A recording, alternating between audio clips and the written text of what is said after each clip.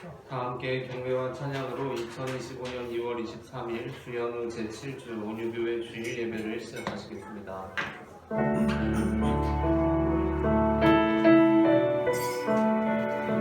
함께 신실하게 진실하게 거룩하게 알게 하소서 찬양합니다.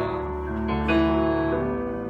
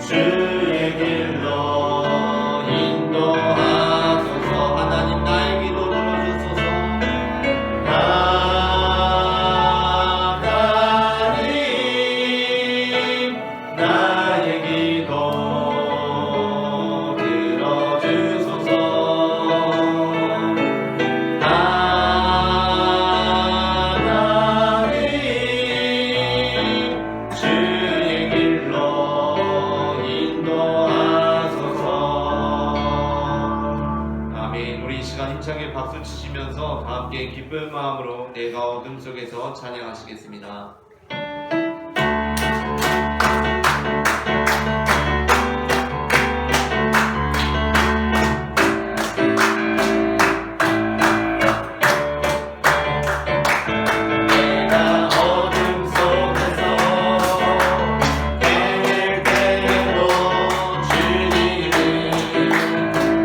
함께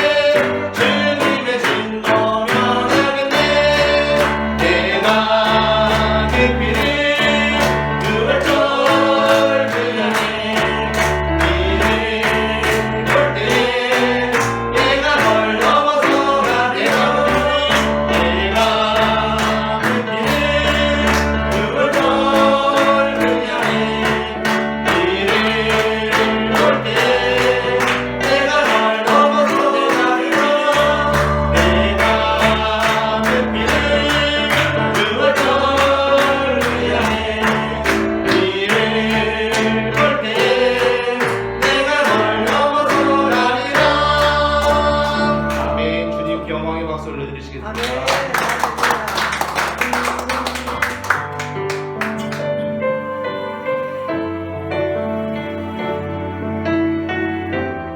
이 시간 이 자리를 예수 그리스도의 구별로 덮으시는 하나님을 찬양합니다. 아무도 예배하지 않는 찬양하시겠습니다. 아무도 예배하지 않는 그곳에서 주를 예배하리라. 아무도 찬양하지 않는 그곳에서 나를 찬양하리라.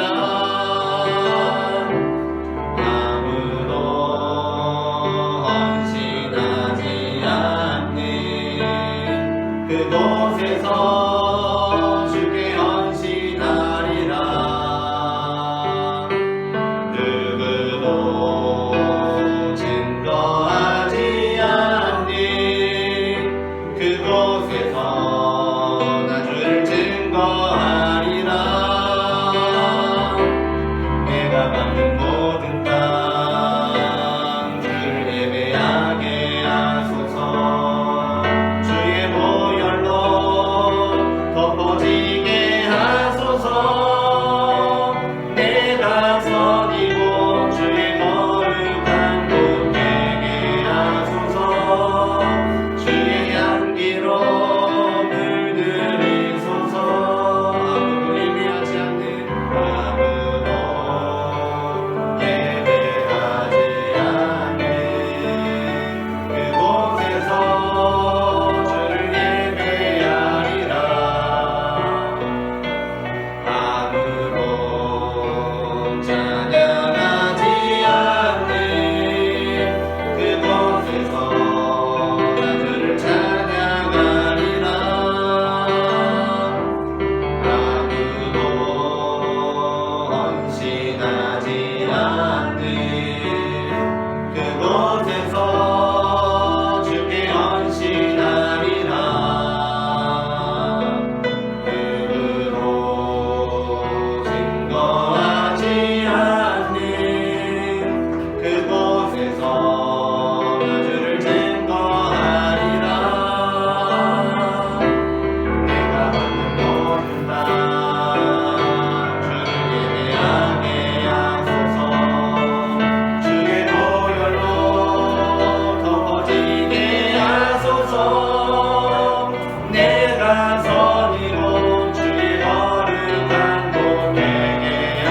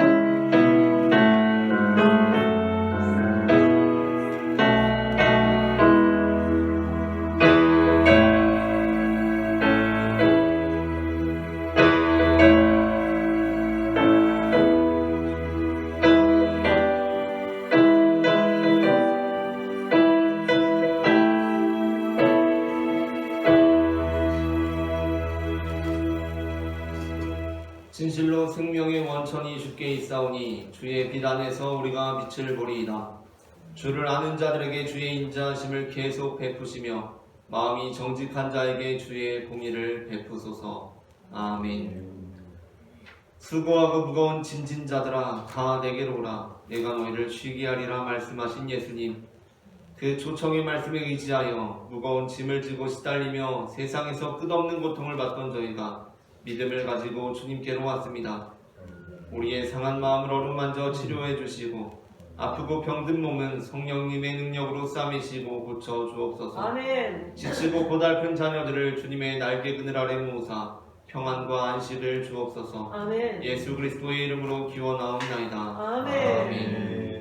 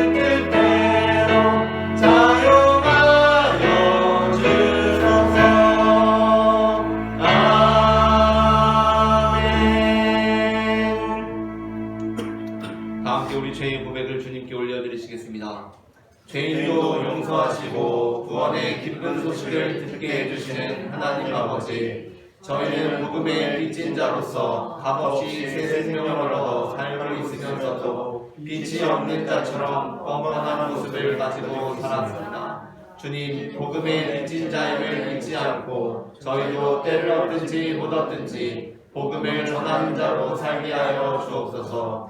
예수님의 이름으로 이 고백의 기도를 드립니다. 아멘. 이 시간 우리의 죄를 사하시는 주님의 용서의 말씀을 받으시겠습니다. 내가 이르기를 내 허물을 여호와께 자복하리라 하고 주께 내 죄를 아뢰고 내 죄악을 숨기지 아니하였더니 곧 주께서 내 죄악을 사하셨나이다. 아멘. 다 함께 교독문 46번 시편 104편을 교독하시겠습니다.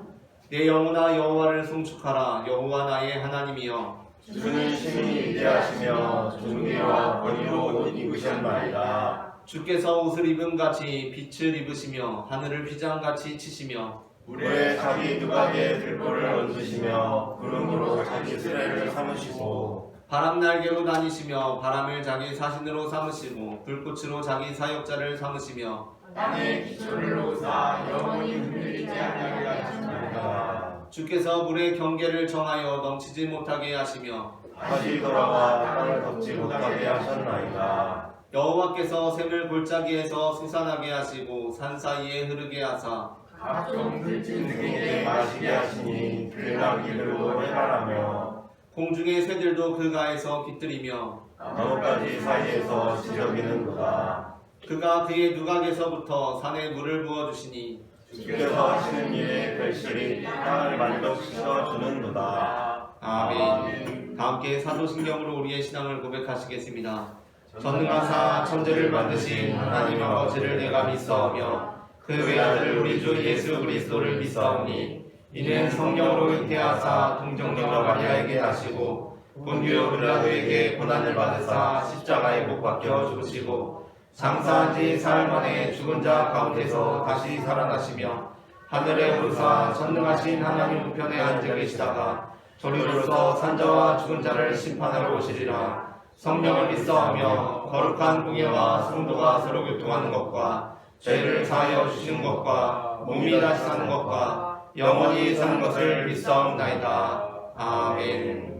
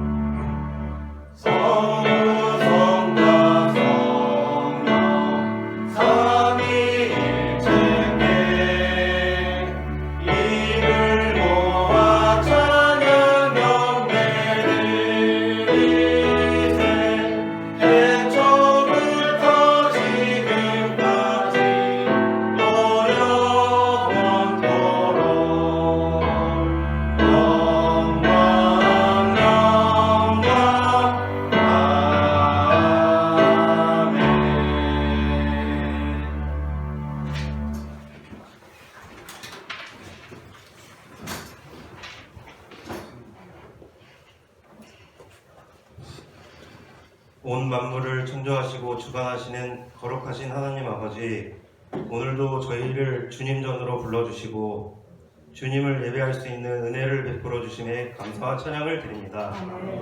이 거룩한 예배의 자리에서 우리의 심령이 주님을 더욱 사모하게 하시고 세상적인 염려와 고통, 걱정, 근심 모두 내려놓고 오직 주님께만 집중하는 은혜의 시간이 되게 하여 주시옵소서.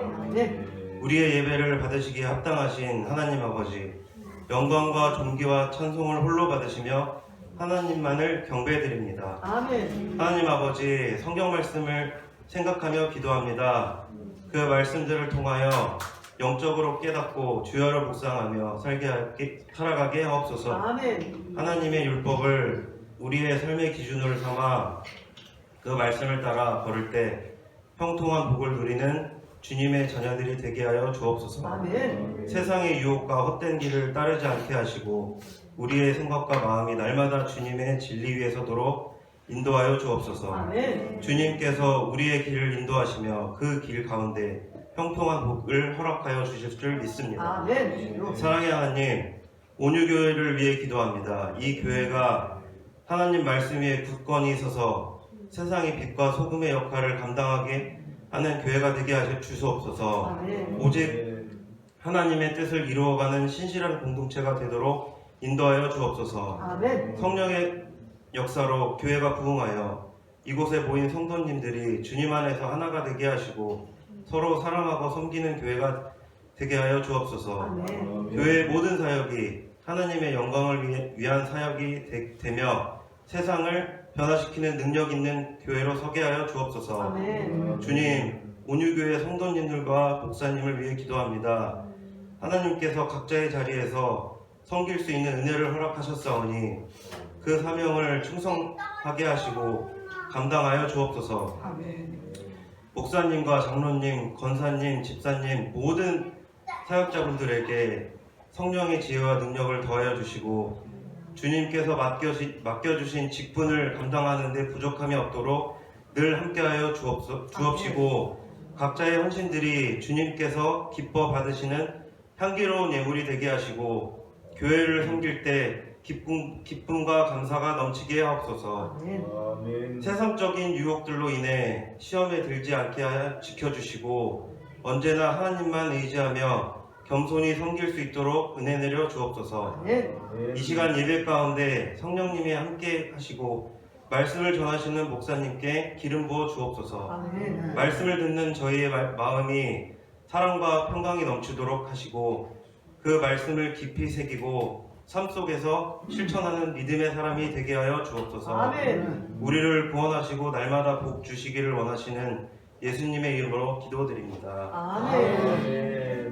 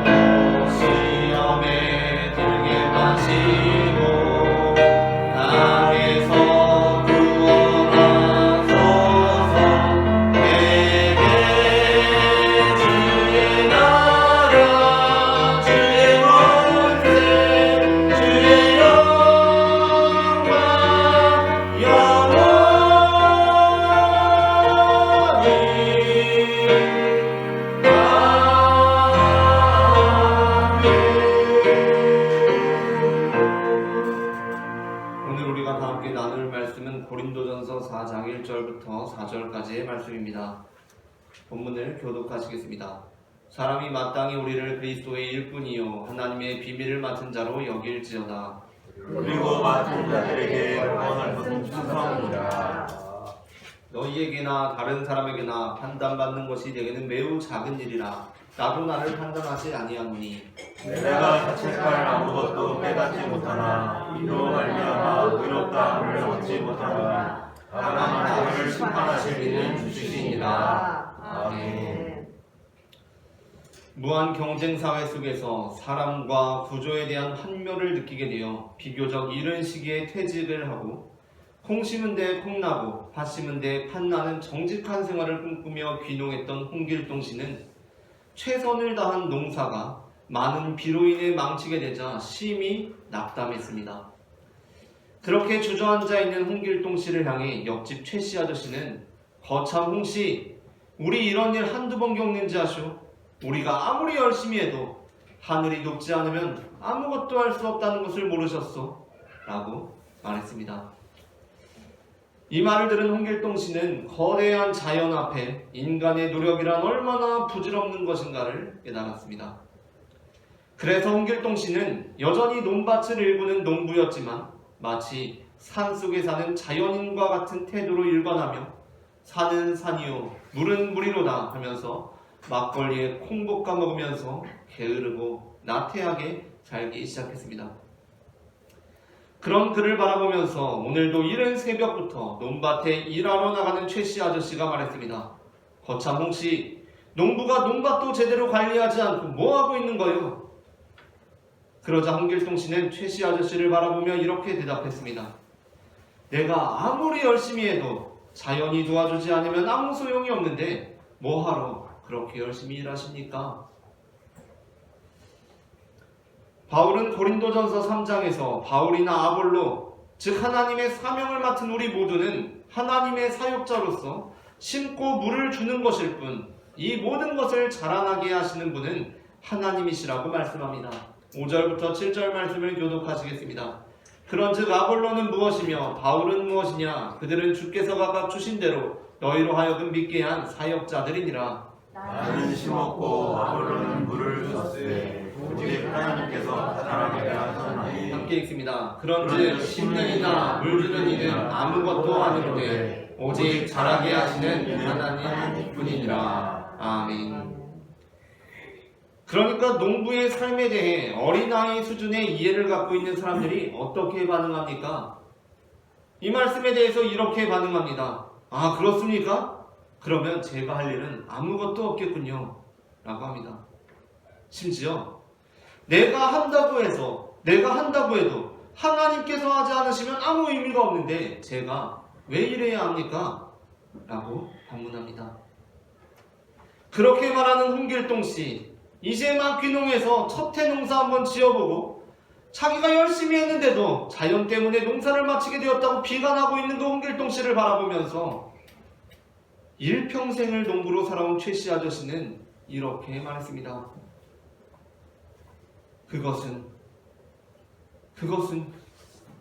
그것이 농부의 일이고 그것이 농부의 삶이기 때문이요.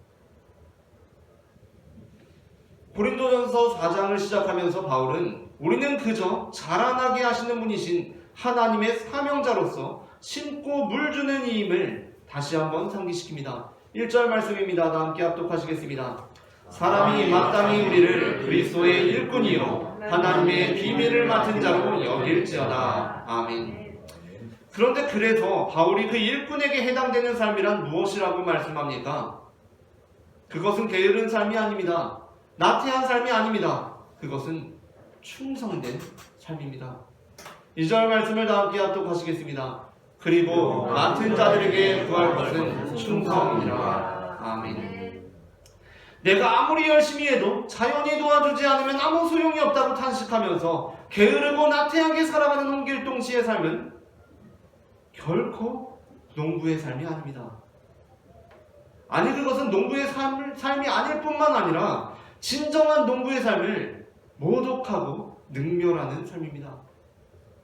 그렇다면 진짜 농부의 삶은 어떠한 삶입니까?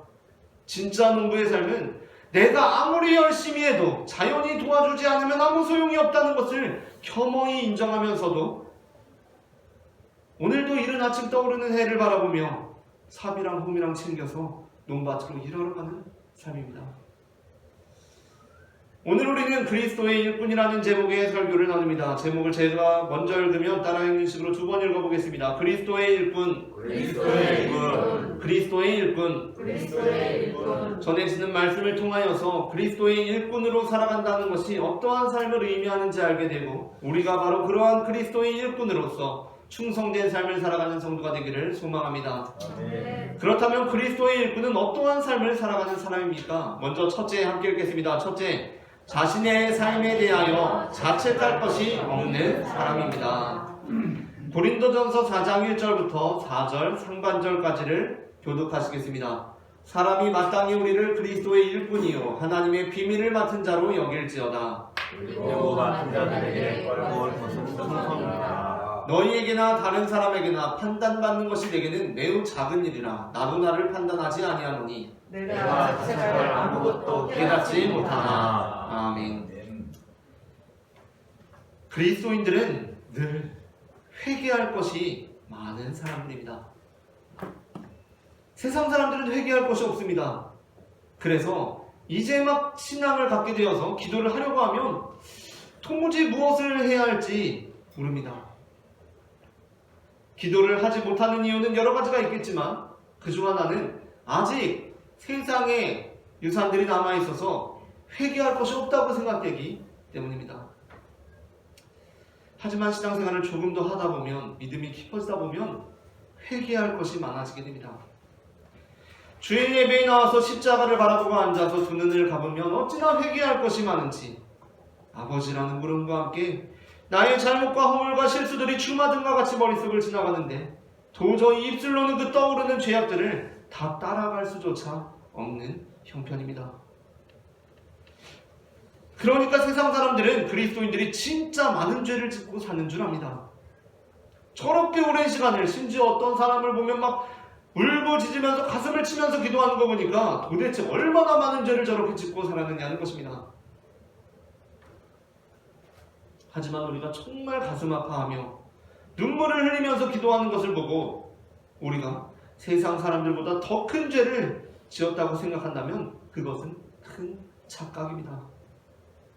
그 이유는 그리스도인들은 실상 모든 인간이 죄인인 것은 맞지만 세상 사람들에 비해 큰 죄가 있는 것이 아니라, 죄가 큰 것이 아니라 죄에 대한 인식이 큰 것이기 때문입니다.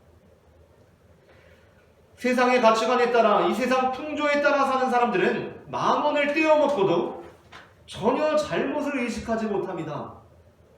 오히려 심지어 내가 10,000원 떼먹은 것을 나의 영리함으로 생각하는 경우들이 얼마나 많이 있습니까? 10,000원을 떼어먹고도 전혀 죄라고 생각 안 합니다. 오히려 내가 영리했다고 생각합니다. 다른 사람을 몹시 괴롭히고 못살게 굴었으면서도 전혀 잘못을 의식하지 못합니다. 심지어 그것을 나의 강함으로 포장하는 경우가 얼마나 많습니까? 그래서 회개할 것이 도저히 없습니다. 그러나 그리스도인들은 10,000원이 아니라 100원을 떼어먹은 일로 인하여 탄식합니다. 100원이 아니라 10원을 떼어먹은 일로 인하여 마음이 아픕니다. 아니, 10원을 떼먹은 게 아니라 내가 그 사람에게 그때 10,000원을 도와주지 못한 것으로 인해서 그 현실이 마음이 아프고 괴로워서 견딜 수가 없는 것입니다.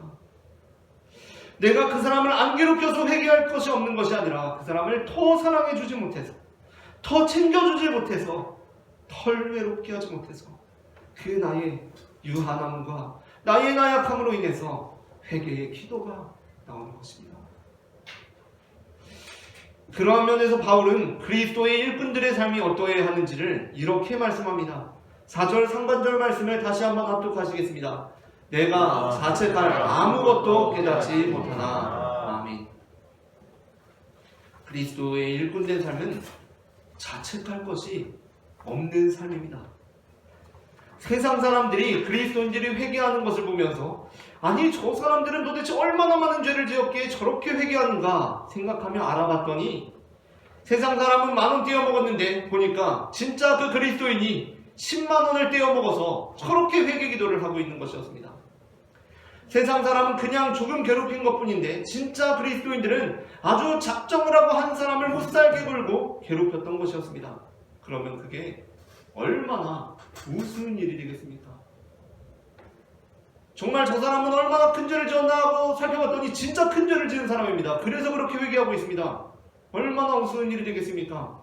바울은 그리스도의 일꾼된 삶이 그러한 삶이 되지 말아야 한다고 말씀합니다. 어떤 그리스도인이 회개의 기도를 합니다. 눈물을 쏟고 가슴을 치면서 기도합니다. 그래서 세상 사람들이 저 사람은 분명 큰 죄를 지었구나 해서 알아보았습니다. 그런데 아무리 계속해도 파도 나오는 것이 없습니다. 그래서 당신은 도대체 무슨 잘못을 그렇게 크게 해서 그렇게 회개를 합니까? 라고 물어보니까 제가 더 돕지 못했습니다. 제가 더 나눠주지 못했습니다. 제가 더 사랑하지 못했고, 제가 더 용서하지 못했고, 제가 더 낮아지지 못했습니다. 주님, 이 죄인을 용서해 주옵소서 라고 합니다. 바울의 삶은 그러한 삶이었습니다. 이 사람의 삶은 실제로는 자책할 것이 전혀 없는 삶이었던 것입니다. 고린도전서 3장 16절부터 18절에서 바울은 이렇게 말씀합니다. 우리가 지난주에 나누었던 말씀을 한 절씩 교독하시겠습니다. 너희는 너희가 하나님의 성전인 것과 하나님의 성령이 너희 안에 계시는 것을 알지 못하느냐? 누구든지 하나님의 성전을 거르면 하나님의 성전을 멸하시니라. 하나님의 성전은 거룩하니 너희도 그러하니라. 합독하시겠습니다. 아무도 자신을 속이지 말라. 너희 중에 누구든지 이 세상에서 지혜 있는 줄로 생각하거든 어리석은 자가 되라. 그리하여 지혜로운 자가 되리라. 아멘. 만원을 떼어먹고 영리하다고 합니다. 그렇다면 차라리 니네가 지혜롭다고 그렇게 말할 것 같으면 너희가 어리석은 자가 되라 라고 말씀합니다. 아무도 자기 자신을 속이지 말라 라고 말씀합니다. 그리스도의 일꾼된 삶은 남을 속이며 살아가는 삶이 아닙니다. 그러나 그렇다고 해서 남을 속이지 않았다고 만족하고 좋아라 하는 삶도 아닙니다. 그리스도의 일꾼된 삶은 자신을 속이지 않는 삶입니다.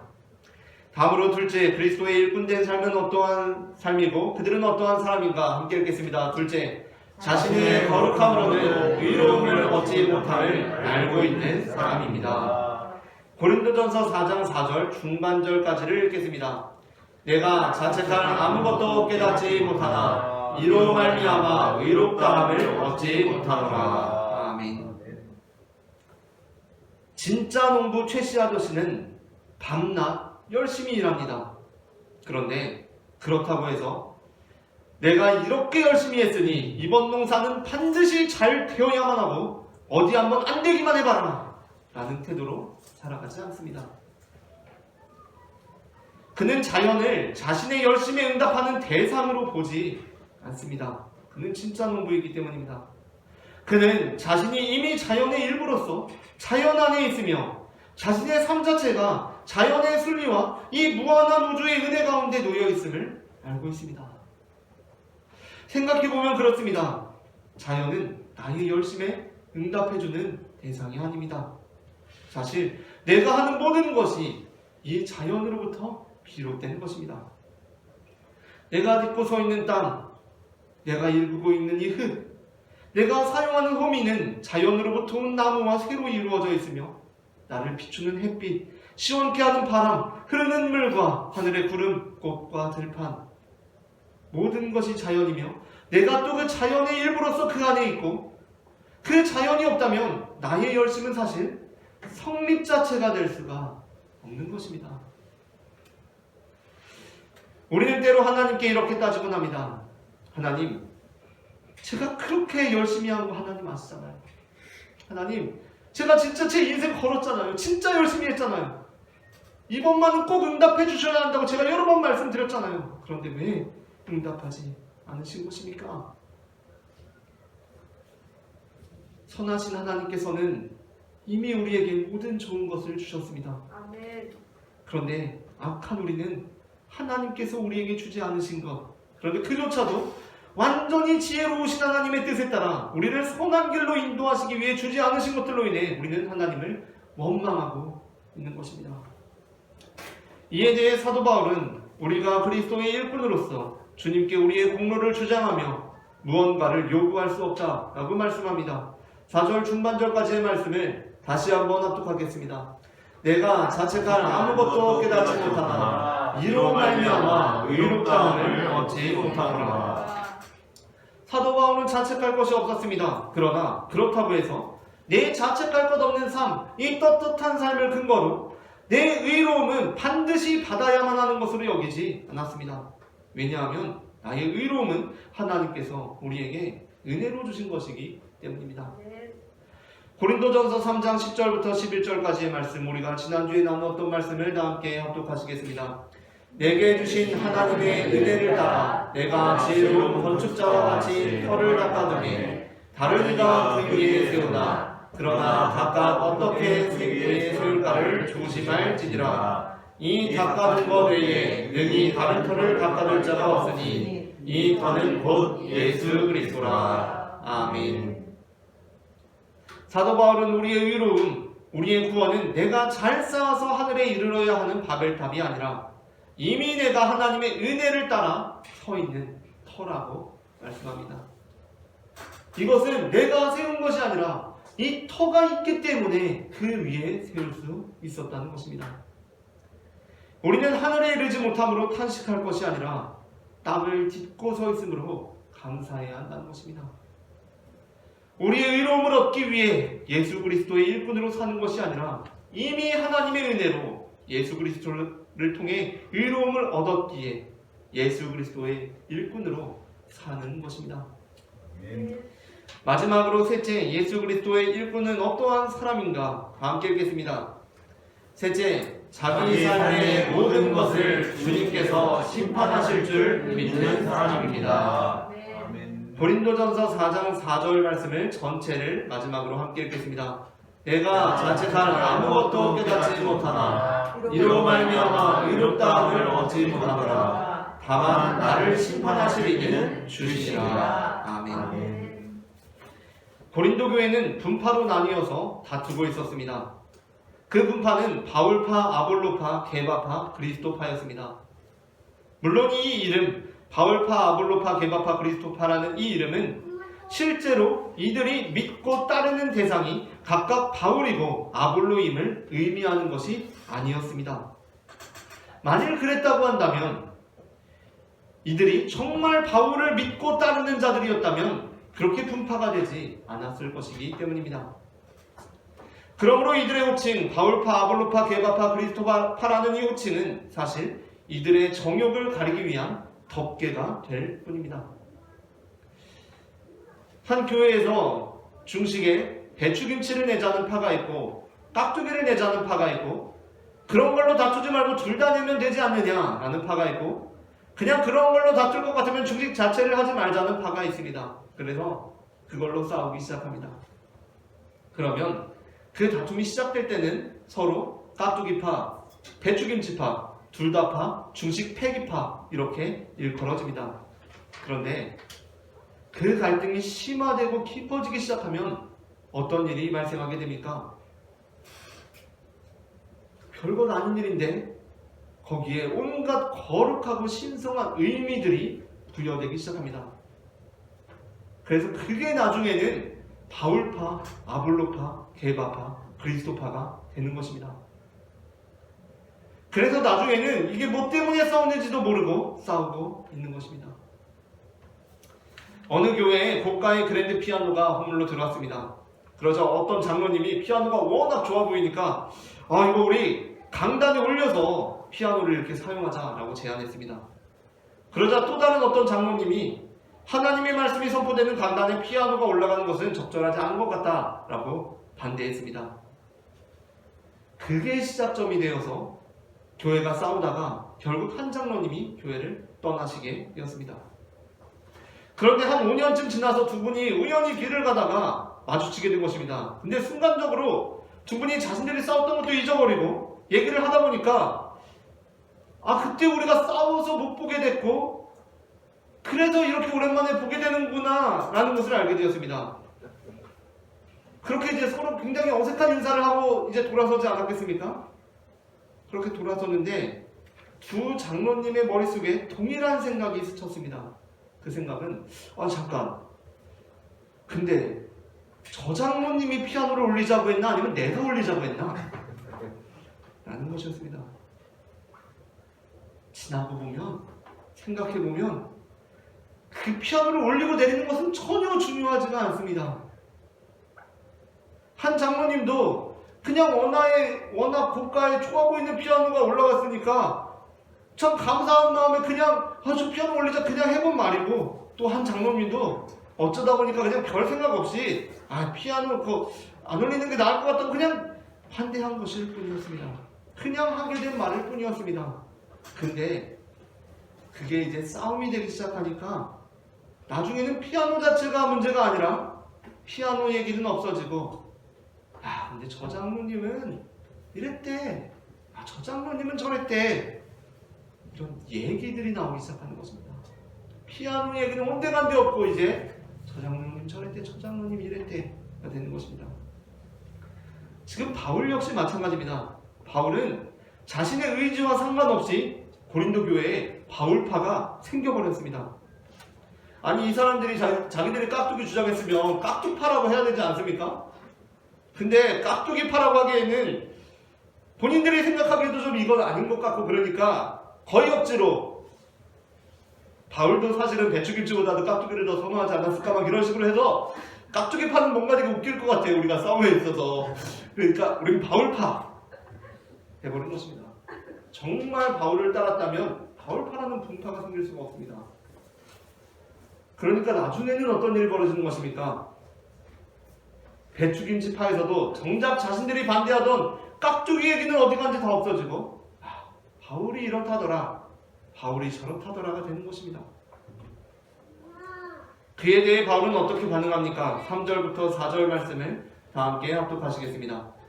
너희에게나 다른 사람에게나 판단받는 것이 내게는 매우 작은 일이라. 나도 나를 판단하지 아니하노니 내가 자책할 아무것도 깨닫지 못하나 이로 말미암아 의롭다함을 얻지 못하더라. 다만 나를 심판하실 이는 주시니라. 아멘.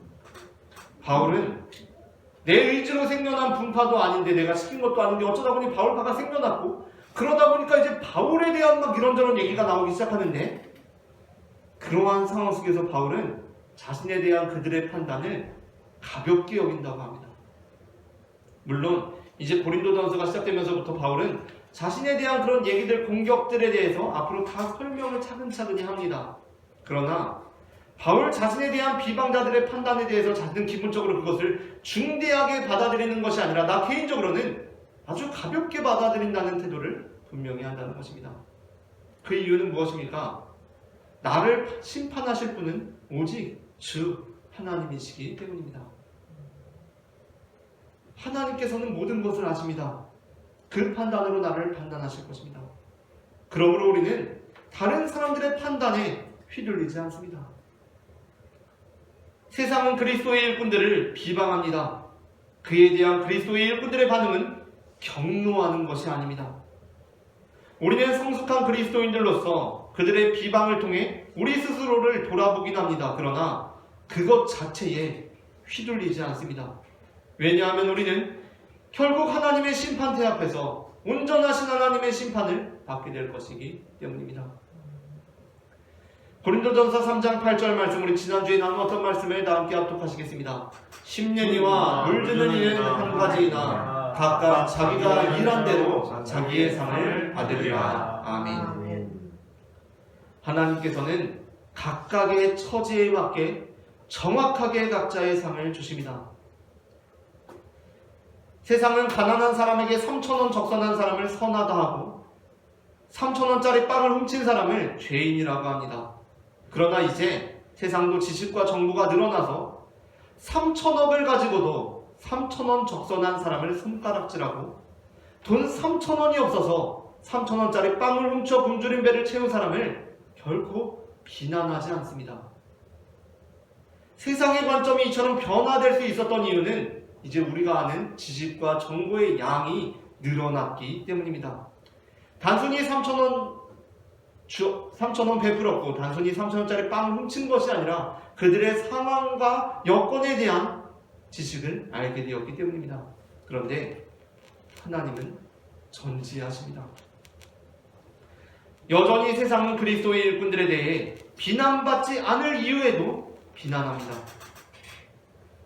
우리의 농사가 망했을 때 세상은 우리에게 얼마나 불성실하게 했길래 이 사달이 났느냐고, 좀 더 열심히 하지 그랬느냐고, 노력은 결코 배신하지 않는다고 비난하고 손가락질하고 가르치려 합니다. 그런데 하나님은 그가 참 열심히 했다는 것을 아십니다. 우리가 최선을 다했다는 것을 아십니다. 땡볕 아래 풀을 뽑고 지친 몸을 이끌고 밭에 나가서 가지를 내주고 비가 오지 않을 때는 마른 땅에 삽질을 해서 물기를 내서 물을 끌어오던 그 세월들을, 그 수고와 고생을 하나님께서는 아십니다. 누구에게는 3,000억을 주시고 나에게는 3,000원도 주지 않으셔서 나로 하여금 3,000원짜리 빵을 훔칠 수밖에 없도록 하신 분이 바로 하나님이시라는 것을 하나님만이 온전히 알고 계신다는 것입니다. 그렇기 때문에 그때 하나님의 나라에서는 3,000원 적선한 그리스도의 일꾼이 책망을 받기도 하고 3,000원짜리 빵을 훔친 그리스도의 일꾼은 위로를 받기도 하는, 나중된 자로서 먼저 되고 먼저 된 자로서 나중되는 하나님의 그 온전하신 심판이 이루어질 것입니다. 말씀을 마칩니다. 그리스도의 일꾼은 자신의 삶에 대하여 자책할 것이 없는 사람이며 자신의 거룩함으로는 의로움을 얻지 못함을 알고 있는 사람이고 자기 삶의 모든 것을 주님께서 온전하신 지혜로 심판하실 줄 믿는 믿음으로 사는 사람입니다. 우리 모두가 온전한 그리스도의 일꾼이 되어 하나님의 심판대 앞에 서는 날 온전하신 하나님의 칭찬을 받게 되기를 소망합니다.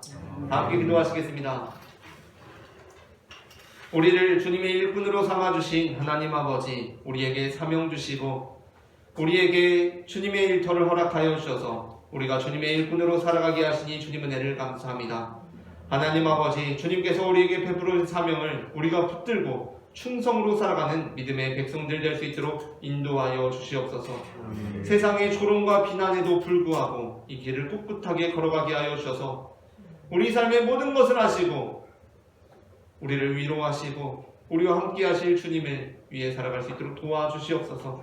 사랑의 주 예수 그리스도의 이름으로 기도합니다. 아멘. 다 함께 십자가의 길 순교자의 삶 찬송하시면서 봉헌하시겠습니다.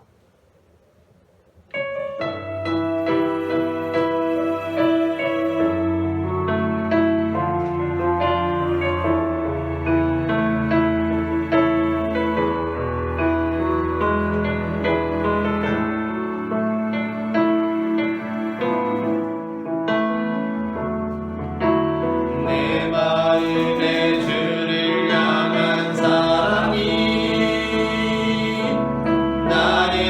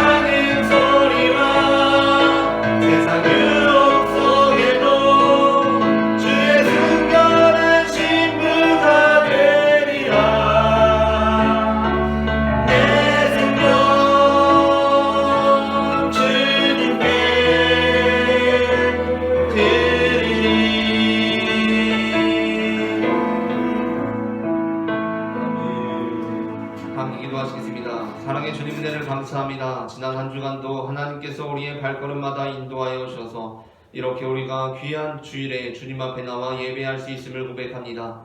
시작되는 우리의 모든 한 주간의 시간도 주님께 맡겨드리오니 주님 뜻을 따라 사용하여 주시고 주님의 일꾼으로 살아갈 수 있도록 인도하여 주시옵소서. 이 시간에도 거룩한 예물을 드리는 손길들이 있습니다. 그 손길들 삶마다 주님 기억하여 주시어서 주님께서 우리의 삶 가운데 베풀어 주시는 은혜와 축복이 우리의 잔에 차고도 넘쳐 우리의 가족들과 이웃들과 동료들과 친구들에게까지 흘러갈 수 있도록 역사하여 주시옵소서. 사랑의 주 예수 그리스도의 이름으로 기도합니다. 아멘. 이 시간에는 우리에게 생명을 주시는 주님의 몸과 피를 나누시겠습니다.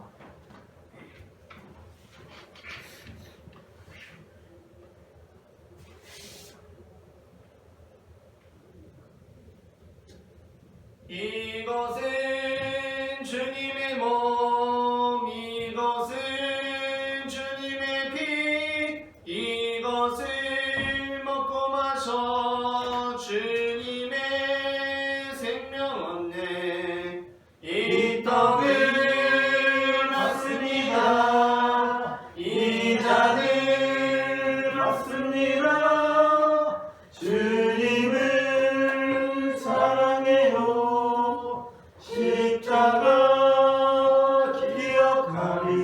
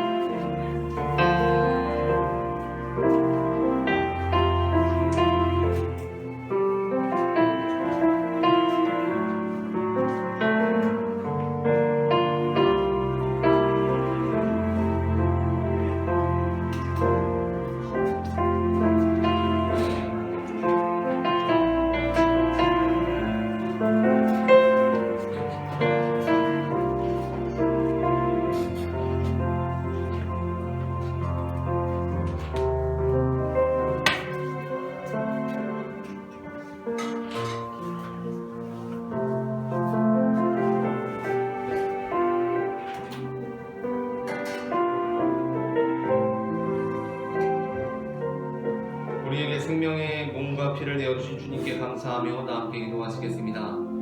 우리를 위해 생명을 주시는 하나님 아버지, 이 거룩한 신비에 감사드리오며 성령의 능력 안에서 새 사람이 되어 하늘나라 이 땅 위에 임할 때까지 그리스도의 증인으로 살게 하여 주옵소서. 우리 주 예수 그리스도의 이름으로 기도합니다. 아멘. 다 함께 평화의 인사 나누시겠습니다. 주님의 평화가 함께 하시기를 바랍니다. 주님의 평화가 함께 하시기를 바랍니다. 주님의 평화가 함께 하시기를 바랍니다. 교회 소식을 전합니다. 다음 주일 아니고 오늘인데요. 오늘 파주 지방회가 오늘 오후 3시 보일전 교회에 있습니다. 지방의 대표 명단은 주보를 참고하시기 바랍니다. 다 함께 일어나셔서 찬송가 620장 여기에 모인 우리 1절 찬송하시겠습니다.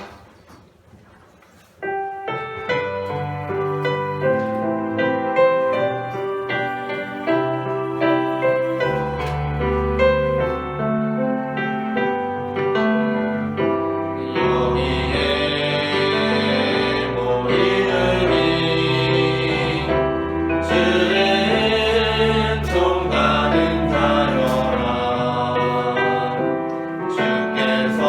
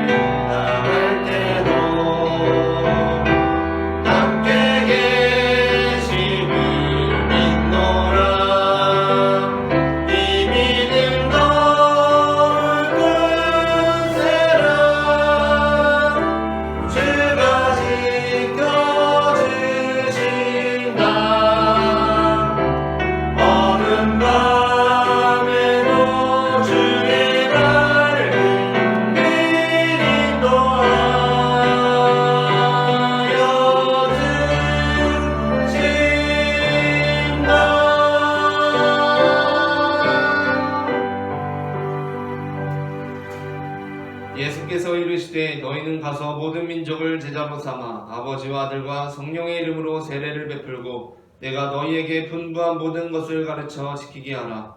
볼지어다 내가 세상 끝날까지 너희와 항상 함께 있으리라. 아멘. 이제는 우리 주 예수 그리스도의 은혜와 하나님 아버지의 사랑과 성령님의 인도하심이 충성된 그리스도의 일꾼으로 살아가기를 소망하는 모든 성도들의 삶 가운데 지금부터 영원토록 함께 하시기를 간절히 축원하옵나이다. 아멘.